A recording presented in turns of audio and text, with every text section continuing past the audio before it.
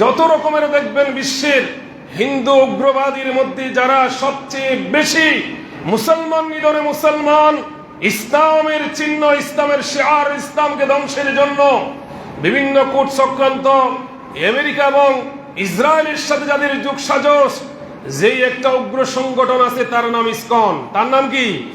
এই ইসকন আমার ভাইকে কয়েকদিন আগে শহীদ করে দিল। দিছে কি দেয় নাই? আমরা মুসলমানরা এখনো যেন ঘুমন্ত, এরপরও জ্বলে আমার মুসলমান নাম দিয়ে কিছু মানুষের মন জ্বলে। ইসকন নিষিদ্ধ করতে বললে আমার দেশের নেতারা বলে ইন্ডিয়ারে গরম করা যাবে না, কারণ কি পা ছাড়তে ছাড়তে অভ্যাস হয়ে গেছে। আমরা এসব বুঝি না, আমরা জানি আমার ভাই মুমিনের গায়ে যদি রক্ত মাখা হয়, আঘাত দেওয়া হয়, আমার কলিজে থাকতে আমরা এর প্রতিহত করবই করবো ইনশাআল্লাহ। এবং ইসলামের বিরুদ্ধে, মুসলমানের বিরুদ্ধে, মুসলমানদের রক্তকরণ করলে কোন ইসকন নয়, ইহুদি নাসারা আমরা কিছু বুঝি না, যতক্ষণ আমাদের জীবন থাকবে এর বিরুদ্ধে জিহাদ করেই যাবো ইনশাআল্লাহ।